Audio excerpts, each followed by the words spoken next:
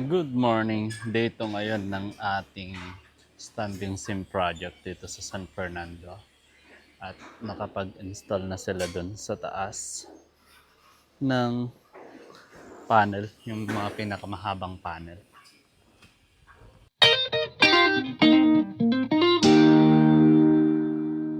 Yan. Halos makalahati na nila itong Eco Haven building.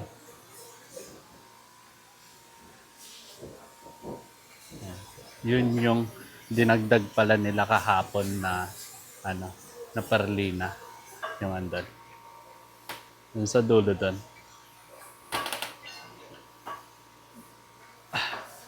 Nagdagdag sila ng isang perlina kasi na bitin yung yero namin ng 10 cm kasi as per plan ito, bale na-produce na bago pa natapos tong perlina, nagkulang ng 10 cm pero dinagdagan na lang. At least 10 cm lang yung bitin. So, pwede pa yun ihabol ng end flashing. So, i-install na dito sa kabila. Akyat tayo.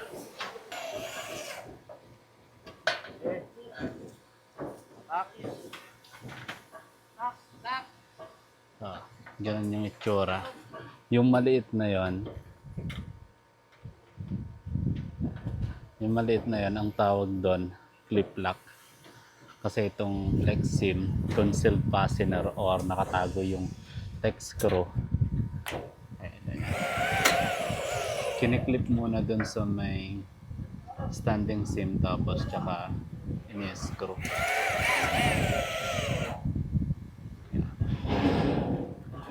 Hanggang yan sa doon sa dulo. Ayun. Ang init.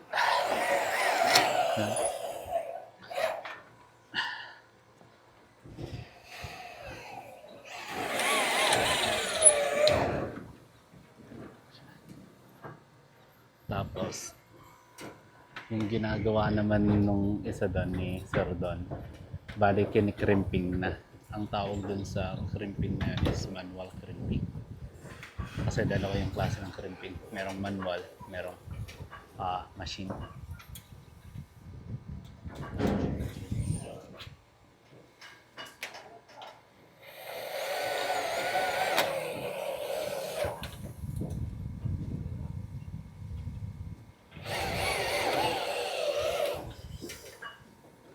Ito,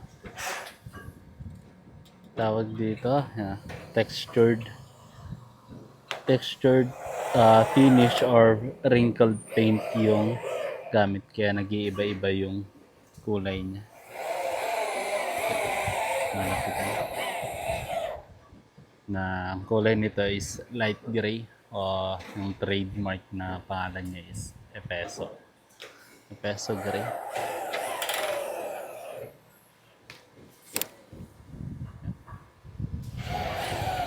Init.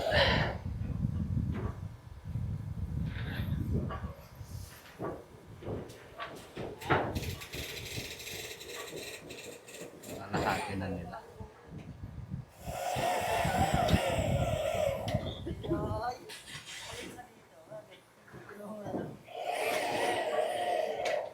Bago, ito yung unang process pagka mag-i-install ng standing seam.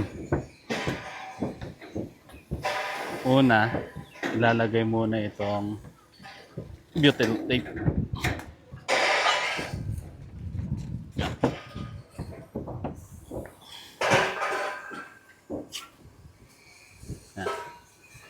Isa-isa yan na ilalagay. Butyl tape parang ano siya,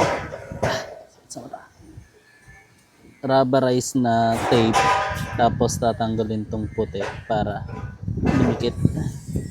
Kasi ang purpose nitong butyl tape para 100% na walang maging leak dito sa standing seam, kasi low slope siya, tapos mahaba yung yero, nasa 14.3. Okay lang din naman na wag lagyan ng butyl tape, pero syempre para sa mas matagal na service life nitong yero, tas iwas leak talaga, nilalagyan namin ng butyl tape. Isa-isa yan na nilalagyan hanggang dun sa dulo bago ikabit itong or ipatong itong isa. So, itong part na ito, so, insulation muna lalagay, then itong tawag dito, clip lock. So, bali may tatlong butas yan sa gitna. Pero dahil 2 inches lang yung lapad nung thickness nitong purlins natin, kaya pinagdikit na lang yung dalawa. Kasi ang standard dapat dalawang Wafertex yung ilagay. Ayan. So, nalagyan na ng butyl tape. Next na ilalagay na itong next na panel.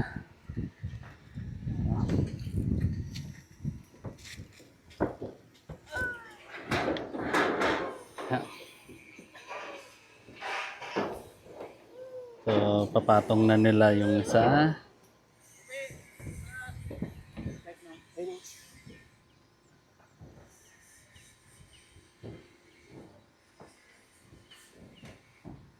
Tapos yung ginagawa dito na tinutupi itong sa taas. Yan. Tinutupi ng 1/2 inch kasi naka low slope tayo dito para kapag malakas yung hangin pagka umuulan, hindi mag-backflow dito yung tubig.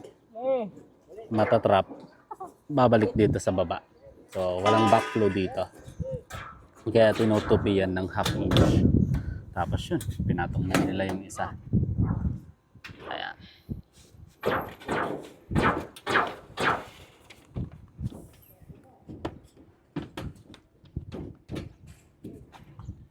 Tapos, Wafertex dito sa taas. Tsaka isa-isang nilalagay yung mga clip lock.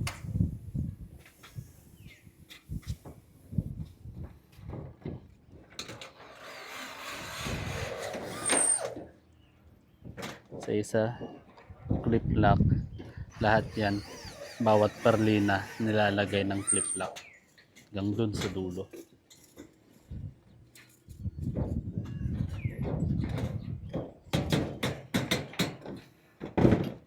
Tapos yung isang project yan, siguro mga bukas na yan tirahin dito kasi naayos pa yung ano dito, yung mga frames nya. Tapos dito sa may wall cladding nya dito, standing seam din yung ilalagay pero wala pa yung mga frame na kabit, ngayon pa lang nila i-install.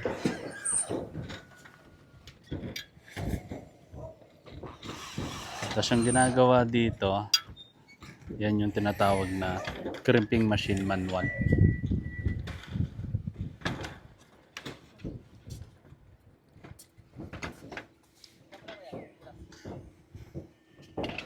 Dalawang klase ng crimping tool yung meron. Ito, crimping tool na manual. Tapos pwede siya sa 180, pwede sa or 90, pwede sa 90, pwede sa 180. Tapos meron din tinatawag na crimping machine. So, yung crimping machine dadalhin ko sa 20 para gamitin pang finalize dito. Tignan natin yung kung paano niya ginagawa.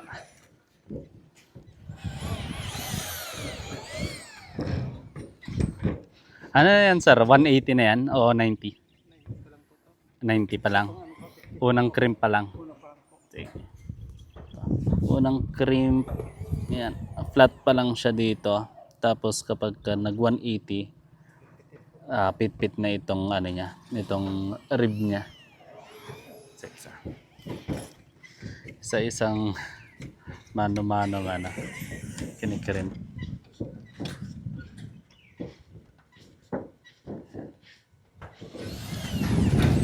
Mas prepare nilang gamitin yung manual na crimping tool kaysa dun sa machine.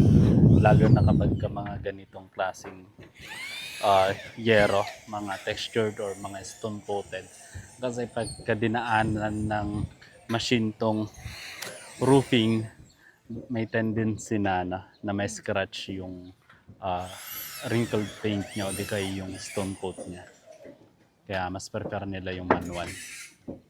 Kasi yung crimping machine, mabigat yun eh. Nasa 25 kilos yung crimping machine.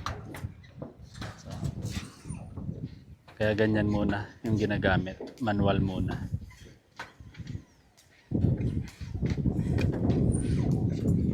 Isa-isa yan. Ano yan?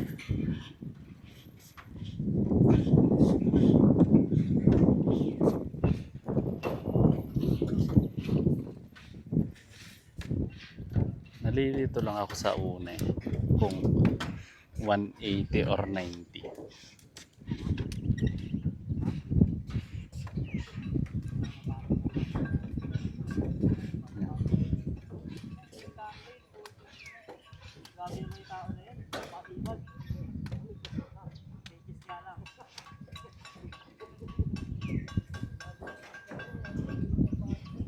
Tapos dito sa pinakagilid pala, kaya may naka-expose dito na ito. Kaya man naka-expose dito na wafer text. Kasi lalagyan pa dito ng end molding niya or yung receiver trim dito sa dulo. So matatakpan din to, then malalagyan pa to ng end flashing dito and yung support flashing niya dito sa baba. Dapat na matatakpan to. Pero ito, okay lang yan. Kasi para hindi liparin itong itong panel. So, itong ginagawa niya,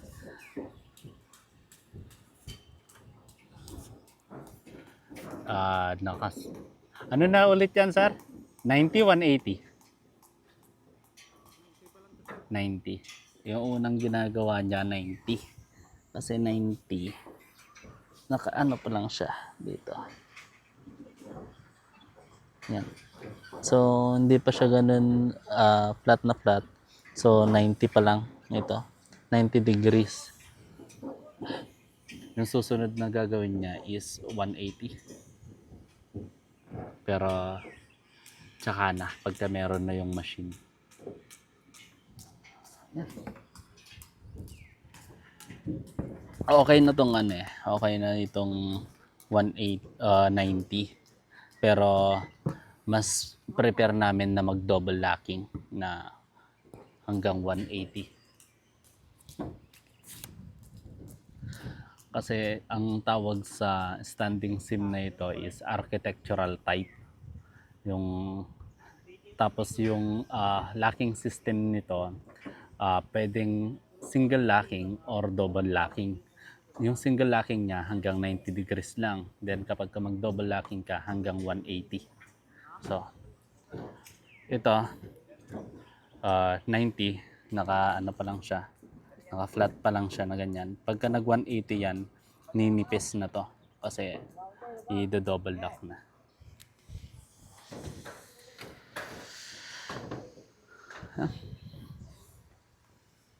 Ang kulay ng roofing na to is light gray. So, para sa mga low slope or yung mga flat roof, standing seam yung solution doon. Mga nasa 2 degrees na, tapos mahahaba, standing seam recommended. And kung gusto nyo ng roof to wall na finish, ganito din. Kasi magro-roof to wall kami dito. Doon sa dulo, roof to wall yung gagawin namin dyan. So, second day pa lang nila ngayon, halos patapos na sila na maglatag ng yero.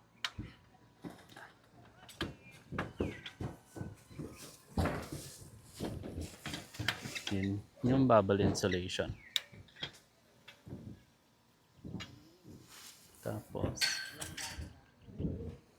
Ganito. Ganito yung mga clip lock niya. Stainless na clip lock. Tapos may tatlong butas dito as guide. Pero ang standard dapat dalawang butas lang. Pagdidikitin na lang. Kasi depende na lang sa perlina. Pero kung yung roof ninyo is merong board, pwede nyong itatlo. Ito.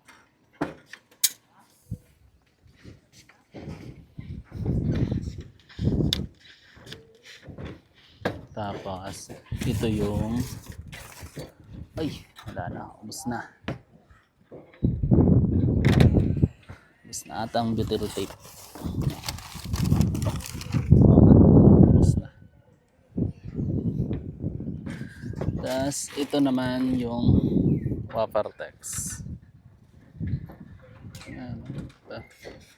Ito naman yung Wapartex.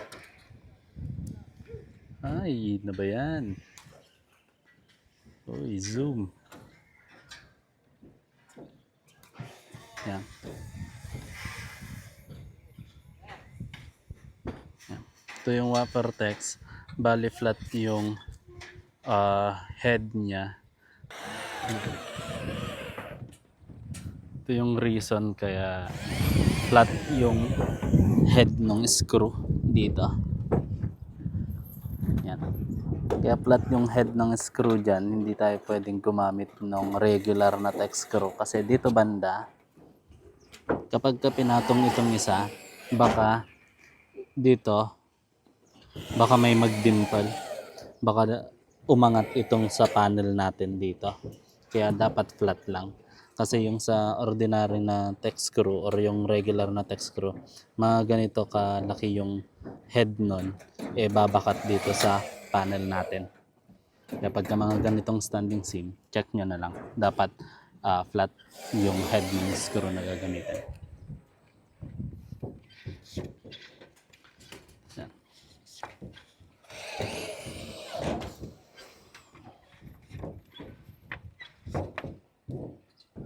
That is 90. Ayan yung single lock pa lang yung ginagawa. Tapos pagka 180, pagka double lock, babaliktarin mo lang. Parang ganito lang kasi sir. Sa taas na lang ito. Sige sir, sampalan nga natin.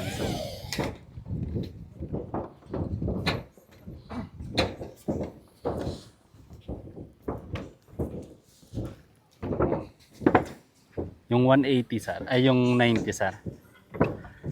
Ganyan yung 90. Yan. Yung ginagawa niya 180 na yung ginagawa. Yung kanina 90. Tapos yan. Dito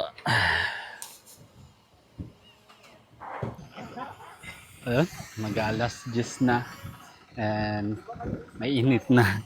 Sayang ang ang lotion. So as of day 2, ito na yung natapos. Halos 75% na dito sa, or let's say nasa 50% na dito sa may Eco Haven, itong multipurpose building. So baka siguro bago mag lunch tapos na nilang ilatag lahat itong yero.